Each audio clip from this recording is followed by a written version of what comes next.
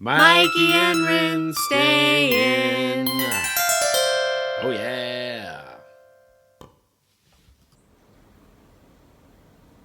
Great. Hi guys, welcome to Mikey and Rinne Stay In. I'm Mikey. Oops, we blew it. Out the gate. Hey, I'm Rinne. That's a good thing. Welcome to Mikey and Rinne Stay In. This is episode 35. Yes, it is. All the way live. I think I say that every time there's a 5. There's a 5, yeah, you do. Why not? Sorry about last week. We took a week off. Life is just busy. Yeah. I was, busy. I'm going to put this computer down. I was helping to open a grocery store in Portland, Oregon. That's featuring a lot of my food. What's that grocery store called? It's called Green Zebra. Yeah, it's wonderful. It's at 50th and Division. And there's a bunch of my sandwiches there, and kombucha slushies, and a salad bar that's super beautiful. And it's a really fun company to work with. Yeah. Great people, great founder. Soon to be going nationwide. It's awesome. Super cool. And but yeah, we just couldn't find time, and it was like kind of right in the midst of things. So Yeah, it was. and you're super busy.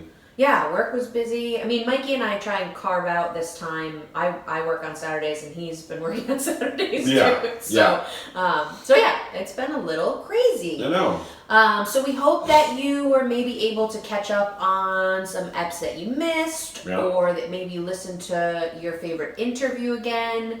We had Jamie on 2 weeks ago, who was so fabulous. Yeah, she's and amazing. Fun. Yep. Learned a lot. Very different than from our other guests. Yeah. I loved that. Mm-hmm. Well, and I loved the way she brought her fucking hair game and makeup game and jewelry game. She was just like, what do I need to do? Oh yeah. Where's my light? What was really awesome about it is that she was just prepped and ready. Like, she's fantastic. She's such a pro, and I love that she also came double gunning with wine. Absolutely. Came with a glass of wine and a backup. It was awesome. I love that. Yeah, Jamie. Thank you, Jamie, for agreeing to be on the show and for sharing your stories with us. Totally. Love the stories. I know, it's great. And just a little update. We have interviewed 2 pregnant women on this show. The amazing Crystal and the incredible Sasha. Yeah. Both of them have had babies. Yeah. Which is so exciting. Crystal, I know, had her baby at home. Okay. And then I don't quite know about Sasha. I don't remember what the birth story was. I don't know that either. I just saw birth photo, or I don't know what you call those, first photos. Like the first photo session was very pretty. So cute. Yeah, totally. You guys can look her up. I think her name is Cooking Dog. Schnitzel. Oh Cooking yeah, Dog, Schnitzel the dog. Schnitzel's her dog. Maybe that's just her dog's page. Yeah. But then she's Cooking Dog, I think is her Instagram handle. But her baby is so cute. Adorable. Yeah, and I know. So congrats, everybody. Yeah, so we've got 2 healthy babies. And Mikey and Rinne stay in, making babies. We're just making families happen. Not for ourselves necessarily, but for other people. Yes, exactly. Exactly right. How's it going in that department? Well, I will say that I think full disclosure, I think the pressure of making babies and all the things that we've been trying to do for a couple of years is just kind of settling in a little bit more for both of us. But especially for me, I'm just kind of like, I don't know, I think I was kind of like able to, I think my defense mechanism about the whole thing was kind of like, you're gonna have your feels about it and I'm gonna have my feels, but I kind of wanted to keep it like, from the beginning, even before we started trying to have a baby, I was like, if we have a baby, great. If we don't have a baby, great. Which I still believe on a lot of levels. I'm kind of like, the core of us is the most important part. But we've really dove in to having a baby full bore, obviously. And, but I've also kind of like kept it as like, we're just like having sex and like, it's fun and it's all the things. This last month was, I don't know what it was, but just kind of like, I kind of got a pressure wall up Yeah. And I felt like, I kind of felt the enormity of it or something. Yeah. And I was Yeah. like, oh, Rinne's doing all this stuff to make her body and temple and all the things, like it's perfect, pristine thing for this baby. And I know I'm trying to do all the things that I can too, but like, it's all like, I just feel kind of like the emotional weight of it all kind of landed on me last month. And I was having a hard time wrapping my head around it, you know? And it's like, and when it comes to ovulating, it's like you have this like kind of day.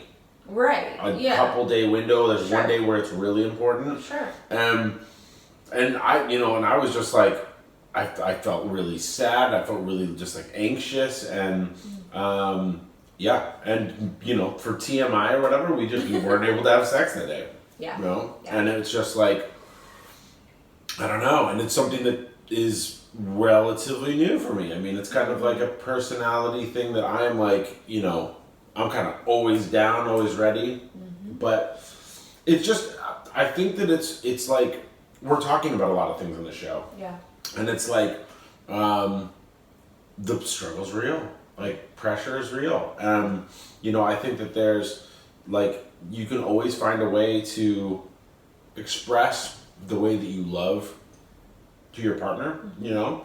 But it's like, yeah, there's just like, trying to have a baby is like, I don't know, it's like, it's this existential thing that I've never really felt before.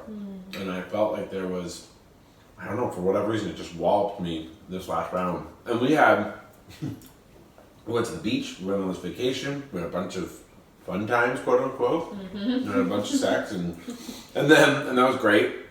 But then we kind of like, your ovulation kind of like It was flexes. late, Yeah. And I think one of the things was, I think we kind of like we were kind of like, yeah, here we go, we're gonna like vacation, sex it, make a baby. And I think we kind of metaphorically and maybe literally blew our wad. Yeah. So, but it's like, I've talked to a lot of friends just through the years. You know, one of the things that they talk about was just that it's, you know, it becomes like a job and it becomes like a thing, and I just was always like, that's fucking stupid. Like, Right. you can just decide that it's not going to be that. But there are certain elements that just have to become that. Yeah. You know? Yeah. And sometimes you have to, like, you know, get yourself going in a headspace that's like, yeah, this is just gonna be fun, this is gonna be snappy, and this is gonna be great. But at the end of the day, it's like, sometimes it's not just, hey, we're gonna have sex a lot. Right. It's also like, there's a lot of weighing on it. Like, if we don't have a baby, is it like gonna break us a little bit? Is it gonna like be really sad? Is it going to? And I feel like we have kind of like I don't know, like this kind of like calendar that feels like it's like just ripping another month away. Right. And I hadn't really thought about that before. And I was like, oh, like, if I'm out of town or something like that and we can't have sex, it's like, oh man, another month gone by or whatever.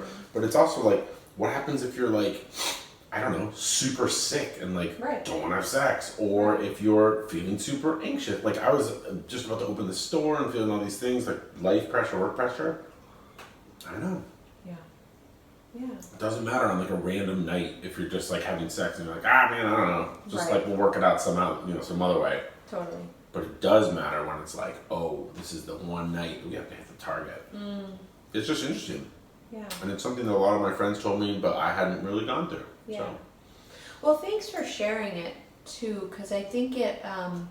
We're talking about flaccid penises here, by the way. I don't want to dodge around the issue. Yeah, just in case the coded language is confusing. Yeah, we're talking about like, oh, nope, not able to happen. Well, it's interesting too, because I think there's a parallel, right? When you're in a opposite sex partnership and you're trying to conceive, there's we've learned that the infertility factor is on my end, right? and we're still sort of investigating all the layers of that, right? Yeah.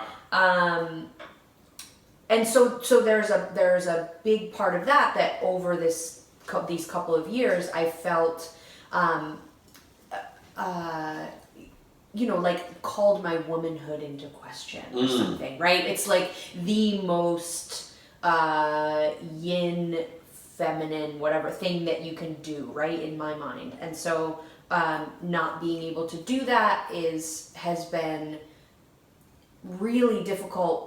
Not just because, yes, I do want to have a baby, but also because I'm like, fuck, I can't do the one fucking thing that, like, all of womankind has always been able to do. What the fuck?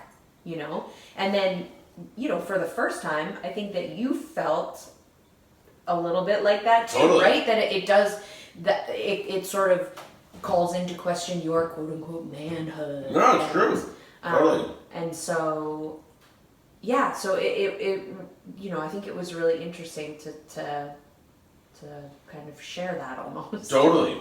No, I know. I know, and it is something that you don't think about in that regard. And it's also just something that like I definitely had things like that happen when I was younger, like Sure. drunk in college or like whatever.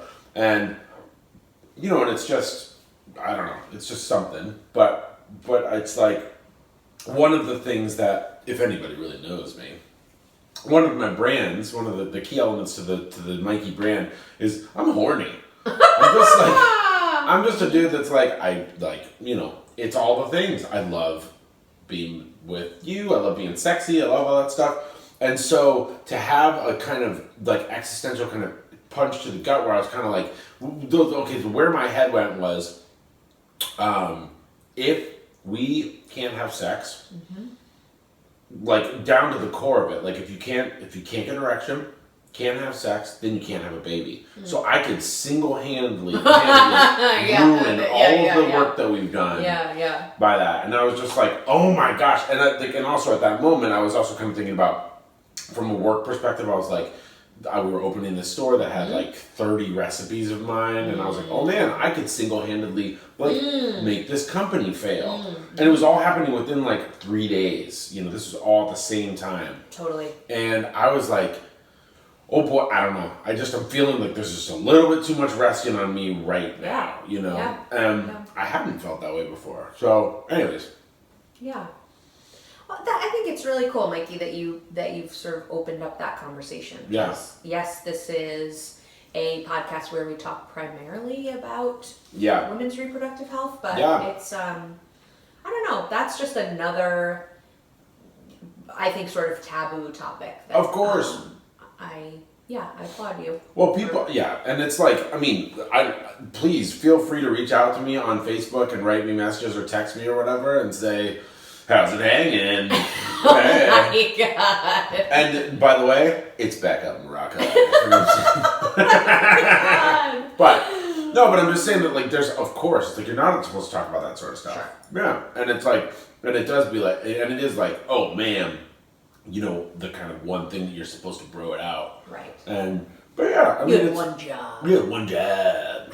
And so, I don't know, but it's a real thing that a lot of, that like, it just happens. Yeah. Yeah. Especially when you're an overthinker. Yeah. Holy fuck, dude. I'm just, this is one thing about life that has not been easy for either of us, is that we are just not people that can just do things. Right. As evidenced by the fact that we're 35 episodes deep into a podcast talking about making babies, which some people are just like, oh man, I don't know, we're watching the Super Bowl, I had too many margaritas out of the Margaritaville maker, and I pumped 6 babies into my wife, always has to be that accent.